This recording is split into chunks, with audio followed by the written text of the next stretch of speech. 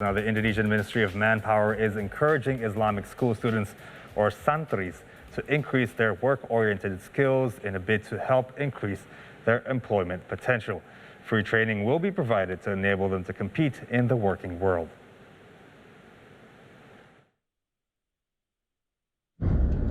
The Indonesian government is currently rolling out a scholarship program called 1,000 Talenta Santri, or 1,000 Talented Santris, which was initiated by the Ministry of Manpower.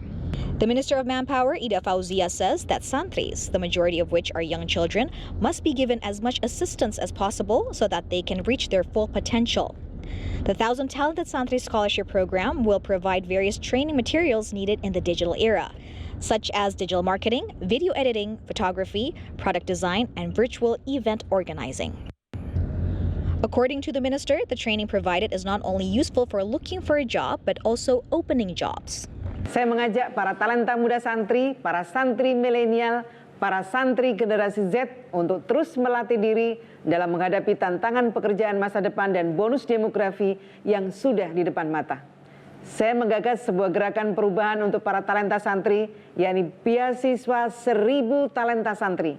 Dengan beasiswa pelatihan talenta santri ini, saya berharap bermunculan para santri-santri yang kreatif, inovatif, kompeten, dan kompetitif. Santri kompeten Indonesia maju. Previously, during the National Santri Day celebrations held at the Presidential Palace, President Joko Widodo called on santris to enter the entrepreneurship world and improve their skills. According to the president, their orientation should not be only on looking for jobs, but creating jobs as well. The Minister of SMEs, who is also the chairman of Sharia Economy, Erick Thohir, expressed optimism that the quality of santris will strengthen the development of Sharia economy in Indonesia. A few programs also have been introduced to make students more skilled and capable. Kita kemarin bersama BI, kita melakukan Indonesia International Halal Fair. Jadi ini sesuatu yang kita perlihatkan kepada dunia. Kita juga mempunyai produk-produk halal yang unggulan dengan merek-merek atau local brand. The government is aiming for Indonesia's Sharia economy to be the biggest in the world. Based on the Islamic Finance Development Indicators report in 2020, assets of Indonesia's Sharia finance industry ranked 5th in the world with a total asset value of $13 billion. Well, Indonesia's Sharia economy and also Indonesian Islamic students, or santris, have a large potential, of course, due to the fact that Indonesia has the biggest Muslim population in the world. Now, various strategies must be done in order to take full advantage of the Sharia market in Indonesia. To discuss further, Metro TV's Sara talked with Hamdan Hamedan, the CEO of Kesan, an app which serves as a platform for Sharia micro, small to medium-sized businesses. Indonesia as a country has the largest Muslim population in the world, as many as 236.53 million people, or 86.88% of the total population in Indonesia are Muslim. Seeing this large market potential, the Sharia sector's contribution towards halal products and also its digital transaction shows how the Sharia economy in Indonesia continues to grow.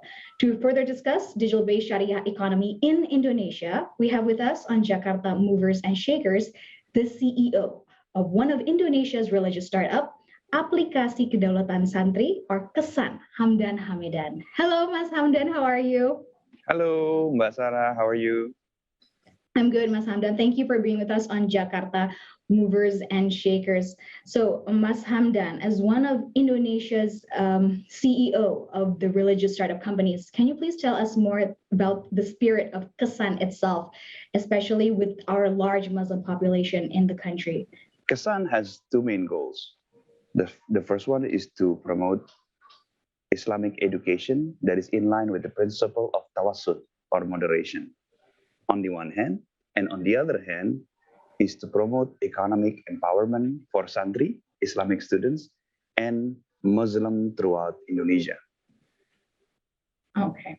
And with this niche market and the niche target, was it challenging to penetrate, even though Indonesia has a large Muslim population base? It has its challenges, but also it has its opportunities. Okay. We know that santri, Islamic students, the number of Islamic students in Indonesia today is about 4 million. However, the former Islamic students in Indonesia could range up to 40 million. So we have more santri or more former santri than the population of Malaysia. Mhm. That Okay. speaks volume with regard to the potentials as well as the opportunities. Mhm. But with the potential, as you had said before, our Muslim students, the santris, is larger than Malaysia, and Indonesia itself is has the largest Muslim population in the world, which of course holds a very strong potential for the Sharia market, for the halal product sector. But how do you view this? Have we grasped the full potential? In terms of Indonesia in general, we know that the Indonesian Sharia literacy rate is relatively low vis-a-vis other countries. In fact, the Sharia economy inclusion rate is less than 20%. So we know for a fact that there is very large room for growth. Okay. Why do you think this is so? Why are there still the big room for growth or the big gap, even though we have a great base of potential? Our hypothesis is that we need to educate the Indonesian Muslim population about many of the halal products and halal financial services. So, so that would be the sine qua non, the first thing that we must do to increase awareness. And then after that, we can invite them to, or to encourage them to use more of halal products and services that are available. Okay. And regarding to the development of the Sharia economy here in Indonesia, although we still have so much room to grow, but we can't also forget the fact that the growth itself has been very, very quick. It has been further accelerated as well. In 2020 itself, last year, it was fourth in the world.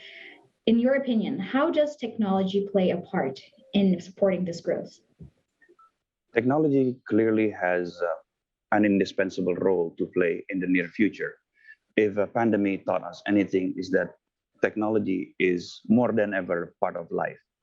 Within the past year and a half, we realized that, for example, the use of technology to perform certain religious duties, including but not limited to paying alms or zakat online, and also buying halal products online. But when we're talking about halal products, we are actually opening up many opportunities. For example, halal travel, halal cosmetics, halal foods and beverages, and including other halal industries that are burgeoning. For example, animations, etc., etc. And also here in Kesan, we try to facilitate other things. For example, we provide online consultation with Islamic scholars. So here, in light of the pandemic situation and in light of integration of technology within our daily life, we see there are more opportunities to be made. And lately, the government, Mas Hamdan, has often talked about and also promoted Sharia economic community. The president has also mentioned his support or help boosted the confidence in Santri or the Islamic students at the boarding schools to start their own businesses. Can you please tell us about the potential these Santri and this Sharia economic community has, especially starting at a very grassroots level? So we know that there are 30,000 pesantrens throughout Indonesia, and many of these pesantrens are actually an engine growth of economy within that particular area. They truly foster economic prosperity within that pesantren and surrounding that pesantren. We know, for example, there are many pesantrens that have business with a revenue over 5 billion rupiah on a monthly basis. And they are now more than ever focusing on expanding their business, training their Islamic students to be the next santripreneur. And with the size of the populations that we have, and with the size of the market that we have, with the size of Santri communities that we have, this is truly an untapped market. And this could be the next big thing for the Islamic Sharia landscape. Okay. And in supporting the Santripreneurs, Kesan also provides a feature called Umar, which aims to empower the businesses or SMEs that are owned by the Santri or probably the Pesantren or the Islamic boarding school. Can you please tell us on how is this Umar has been conducted business-wise? Sure. Umart is basically a halal-friendly marketplace. It's a marketplace that is in line with the principle of Islamic Sharia. So far, we have onboarded more than 3,000 small business owners, Santri-owned, and we have over 6,000 products so far. However, we plan to increase this to scale this thing up into the 10,000 products by the end of this year, and hopefully surpass 20 or even 30,000 products by the end of next year.